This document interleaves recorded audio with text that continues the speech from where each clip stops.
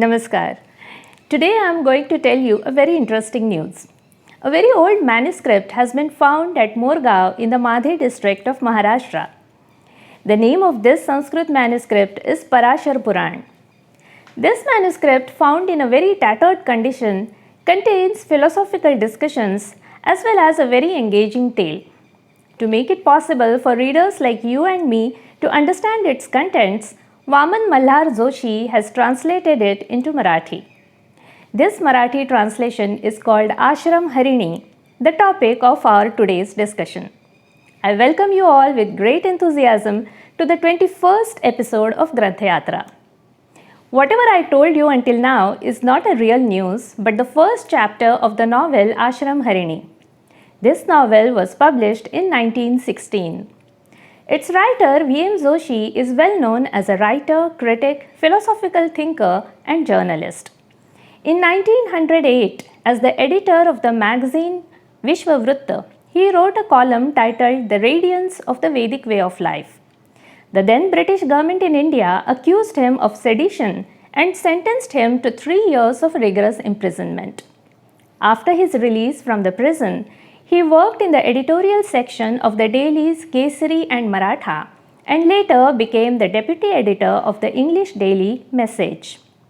A few years later, he joined the school established by Maharshi Karve at Hingane and then became the principal of the college started by the same organization.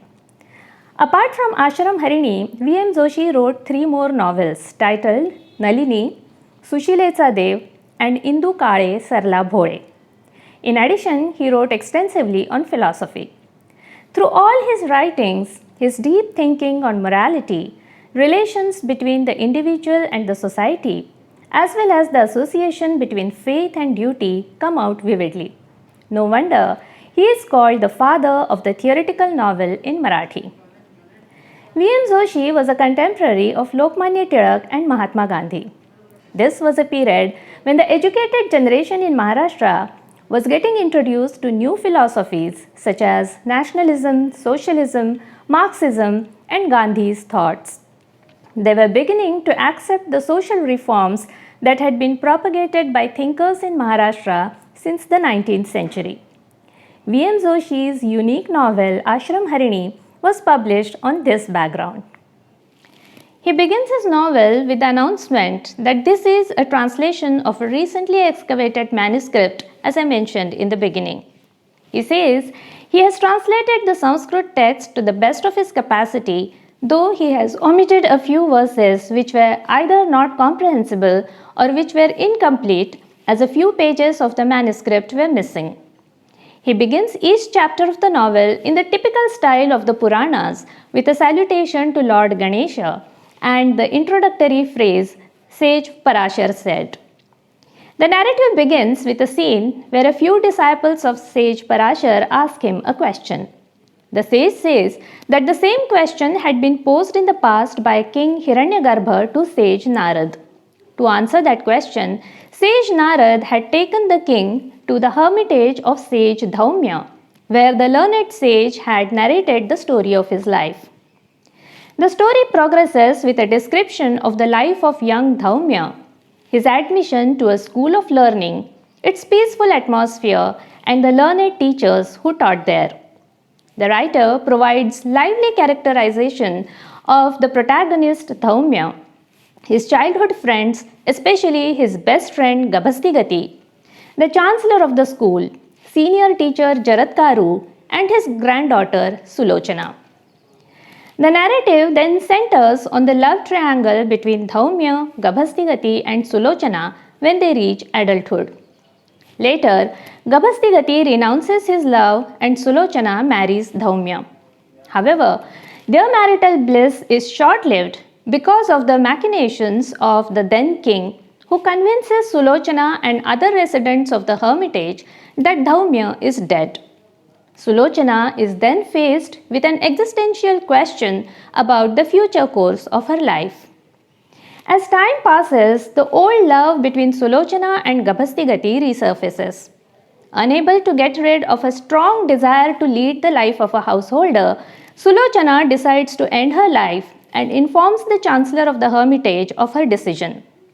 He, however, counsels her against such a step and suggests that she should instead give in to her desire and marry Gabhastigati. Committing suicide is not the right conduct, the Chancellor said. The desire has to be killed. What is the point of killing the body? He said. Sulochana, your death will not end your desire for marriage. You will have to be reborn as a woman to fulfill it. If you seek true detachment, if you truly wish for self-realization, then you must control your mind. However, if that is not possible, you should marry again. Sulochana, our scriptures allow a woman to marry again. Our scriptures are not heartless, the Chancellor tells her. He also adds, I do not think that your desire to marry is much of a sin. To make the concept of widow remarriage palatable to the common man, V.M. Joshi thus introduces it in the form of a tale from the Puranas. When this novel was written, it was the norm for girls to be married at a very young age. Even if these girls were widowed at a young age, they had to spend the rest of their lives by giving up all their desires and undergoing all kinds of hardships. On this background, V.M. Joshi, through this novel, upheld the concept of a woman's remarriage to fulfill her desires. This underlines his progressive thinking. But this novel is not that simplistic. The more we explore its details, the more we learn about the layers of the writer's capacity of contemplation. Sulochana and Gabhastigati do get married, but her first husband Dhaumya is actually still alive. He escapes from the clutches of the cruel king and takes shelter in the forest, where he spends his days engrossed in meditation. Later, the king dies, and Dhaumya, who is pining for his home, returns to the hermitage.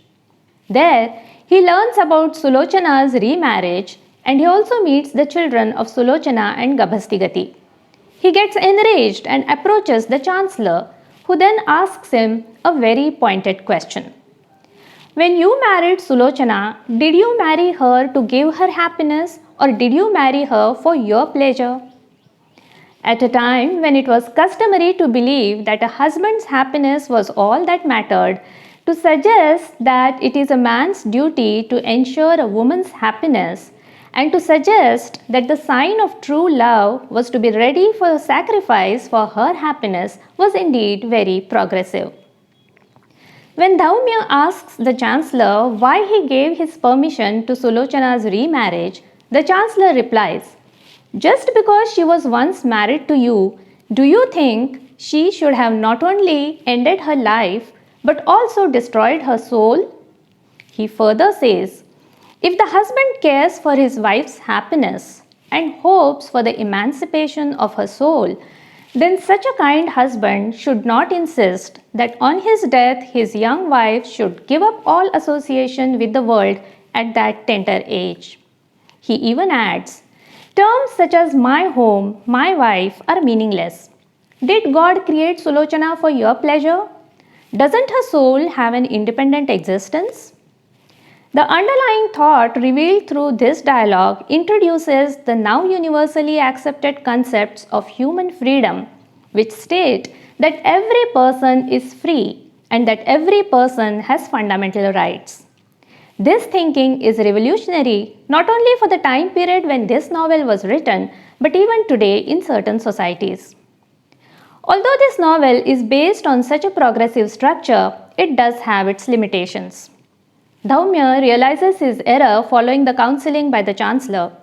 He promises to go away without meeting Sulochana and causing her undue grief.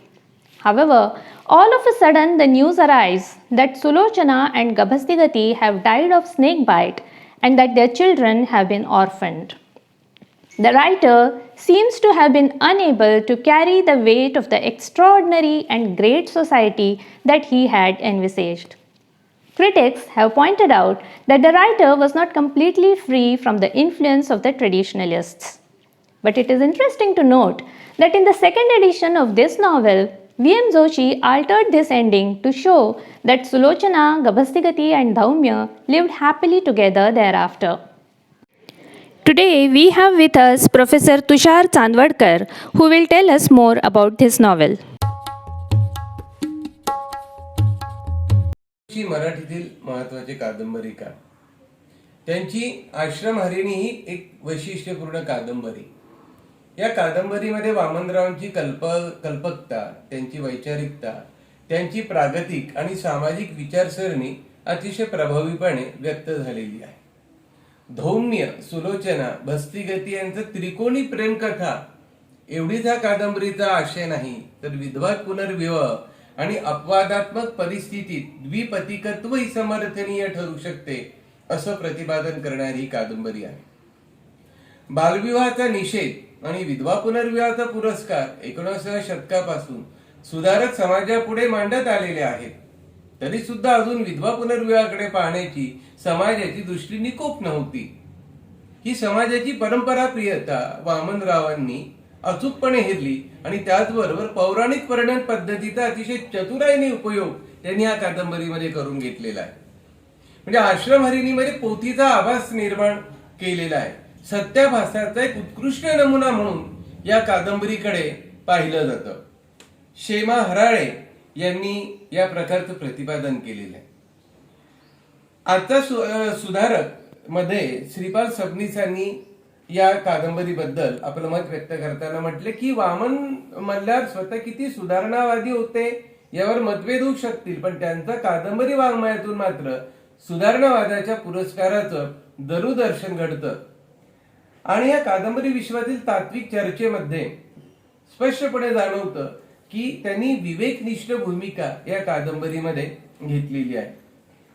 तर मी आणि माझी पुस्तके या भाषणात वामा जोशींनी अशी स्वतः कबुली दिली की आश्रम हरिणीतील पोथीची कल्पना आपल्याला प्रोफेसर देन यांच्या तत्समन कल्पनेवर आधारलेल्या लघु कादंबऱ्यावरून सुचलेली असण्याचा संभव आहे. समाजाच्या पोथीनिष्ठ पुराणप्रियतेचा आधार घेऊन तत्कालीन सामाजिक प्रश्नांवर वामनरावांनी मनोज्ञ प्रकाश टाकलेला आहे. सुलोचनेची निर्वाज्यता, गबस्तिगतीची सात्विकता आणि त्यागशील वृत्ती व धौम्याची विनोदप्रियता, धाडस, संवेदनशीलता या सर्व गुणांचा, या पात्रांचा वाचकांवर खोलवर परिणाम होतो. या व्यक्तिचित्रांच्या भावजीवनात राज्याच्या जुलूम जबरदस्ती पाहिजे वादळ माजले ते नाहीसे होण्याकरता वामनरावांनी सांगितलेले पर्याय मांडण्यात काही गैर नाही असे वाचकांना शेवटी वाटते आणि हीच या कादंबरीची यशस्वीता आहे. एकीकडे मोहक तंत्र आहे आणि दुसरीकडे सामान्यांना पेलू न शकणारा विचार आहे. या दोघांची युती या कादंबरी इतकी अन्य कोणत्या कादंबरीत साधलेली नाही असे शेमा हराळेंनी म्हटलेलं आहे.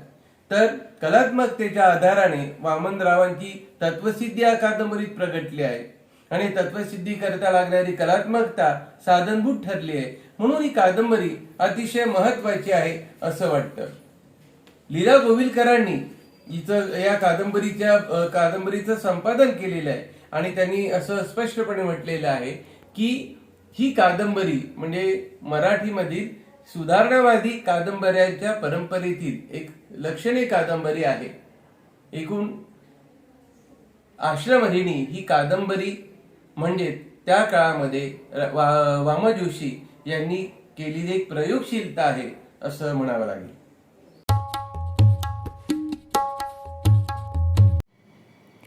Although widow remarriage is the main theme of this novel, V.M. Joshi dwells on many subtle theoretical concepts in Ashram Harini. For example, he propounds the theory that right and wrong should not be decided on the basis of scriptures, but rather on one's faculty of discernment. Similarly, he declares that marriage based on the values of love and freedom is more acceptable. He also suggests that motherhood in any form is auspicious. The conflict in V.M. Joshi's novels is more between two competing virtues, between the bonds of morality and individual freedom, rather than between the good and the bad. Even in the novel Ashram Harini, the two competing protagonists, Dhaumya and Gabhastigati, are close friends who are ready to sacrifice for each other. Both are intelligent and virtuous. Here, their conflict is within their own minds. Sulochana finds it difficult to choose between her pure love for Gabhastigati and her attraction for Dhaumya's personality. Dhaumya is unable to distinguish between selfless love for Sulochana and his pride, whereas Gabastigati is faced with the dilemma of choosing between his sense of duty and tender emotions. These conflicts are an inherent nature of human mind, which is why the novel that examines them becomes a timeless classic. It depicts the theoretical and moral questions faced by an individual when living in a society and the changes in his or her personality because of them. To make the readers think rather than provide entertainment to them, to picturize the changing norms in the society, and to advocate reforms were V.M. Joshi's main inspirations for writing. This is also true of Ashram Harini. Yet this novel has turned out to be quite entertaining because of the specialized writing technique adopted by him. In addition to the main narrative of the novel, the writer provides footnotes from time to time. These contain comments such as, "Some verses here have been omitted because they were incomprehensible," or "Here there is a lengthy description of Sulochana's beauty consistent with the standards of Sanskrit poetics.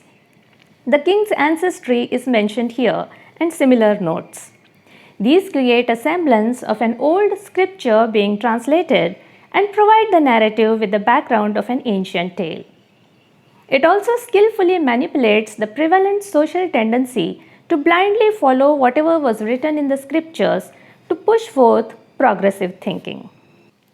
Thus, this novel turns out to be special for several reasons, and I hope you will enjoy reading it. The link to download the text of this novel is provided in the description of this video. Do tell us how you liked this episode of Grantha Yatra.